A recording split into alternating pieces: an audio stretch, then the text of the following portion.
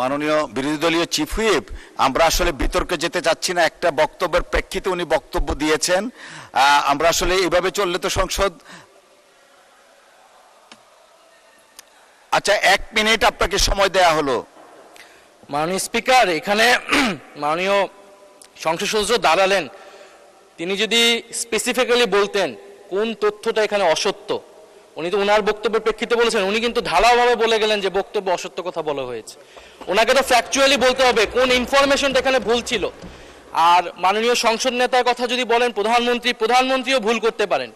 প্রধানমন্ত্রী এই মাননীয় সংসদে দাঁড়িয়ে বক্তব্য দেওয়ার সময় স্লিপ অফ টাং হয়েছেন, উনি তার ভুল শুধরিয়েছেন। ওনার বক্তব্যের সমালোচনা করার অধিকারও বিরোধী দলের আছেন।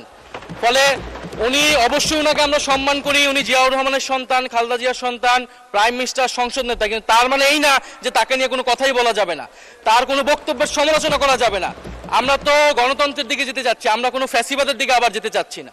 ফলে এটা যাতে মাননীয় স্পিকার আপনি বিবেচনায় রাখেন সিদ্ধান্ত নেওয়ার ক্ষেত্রে।